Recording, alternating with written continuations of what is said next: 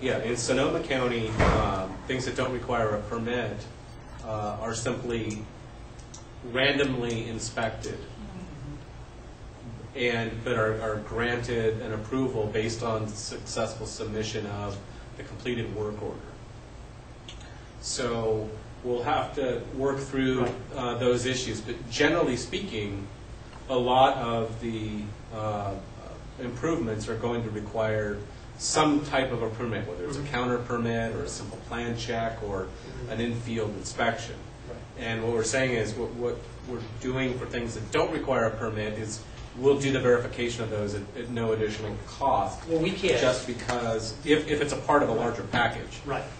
So let me explain. If insulation is only a part of it, and that normally doesn't require a permit, we will still go out there under the permit provisions that you are required to obtain a permit for, like if you replace all the windows in the building. Well, we're going to go out there and look at that anyway. So if insulation is part of that, or if the gray water system is included in that, our staff would be instructed to go ahead and inspect that and verify, even though that's not part of it, and record on there that that was inspected and approved as per what was applied for the grant, or excuse me, for the loan. So my thought was as just a lowly sub, not really used to the permit Most particularly insulation process, because that's all I normally do. Would I be, say that's all they wanted to do, would I be responsible for getting that permit for my customer? Yes. Yes. So I need to learn how If there was no other way for us like to verify that, we'd have to obtain a permit. Well, this verification could simply be the final daily or the final report that's created by the contractor.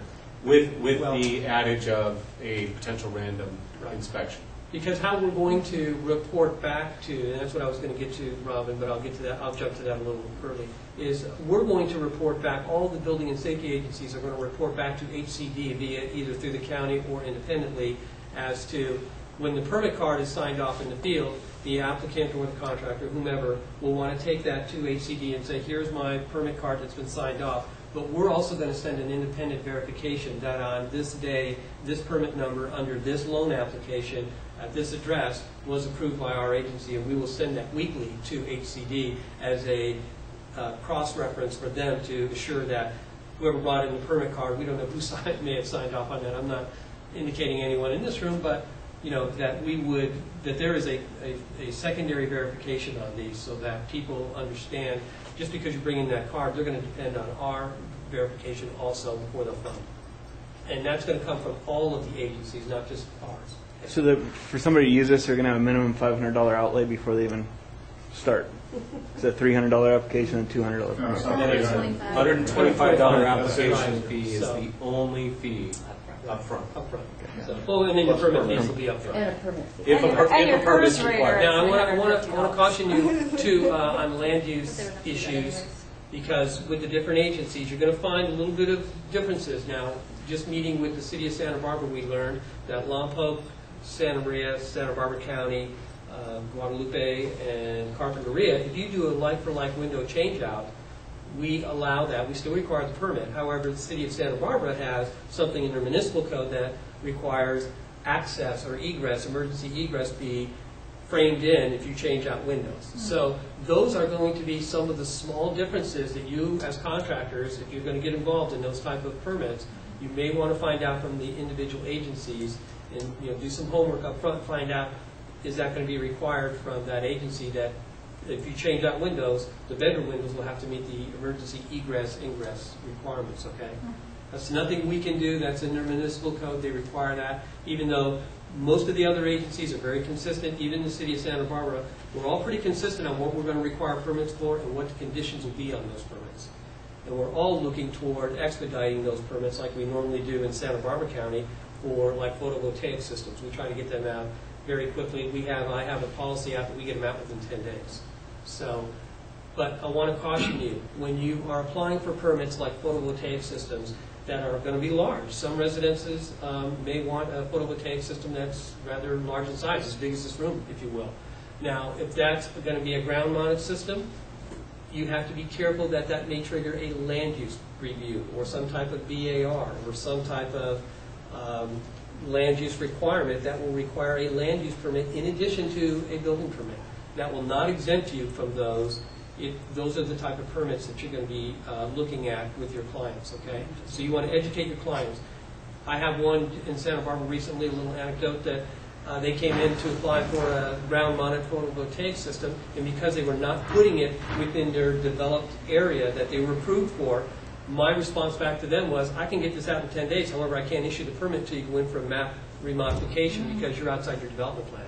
So you want to educate your clients that there are certain conditions on the land use side that they want to be careful of when you're doing very large projects like photovoltaic systems that are going to be ground mounted. Even some of the ones that are going to be mounted on roofs may require a land use BAR review. So we want you to understand that we're doing our best. All the cities and county are coming together to do their best to expedite this, but there are still regulations that are going to have to be followed regardless because we have to comply with the law. Yes?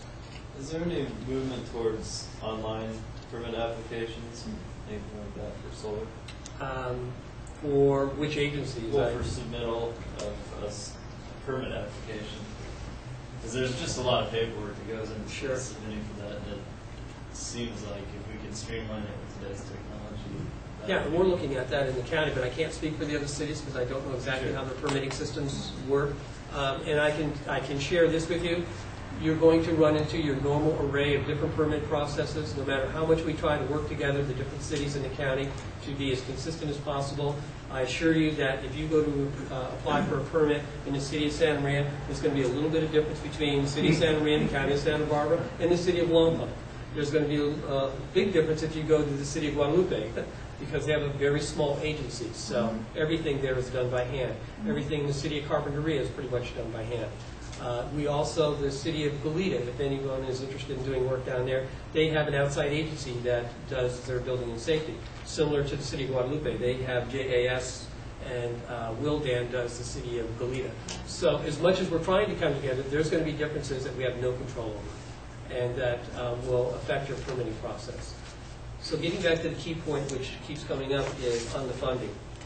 As soon as our inspection staff performs the final inspection, we only report one time to HCD. That's all the requirement that we have on our side for the reporting.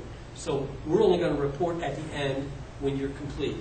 Now, the city building officials and I have discussed, if you have a project that is only a part of a major project, or if you have a permit for the Empower SBC, that's only a part of a different permit.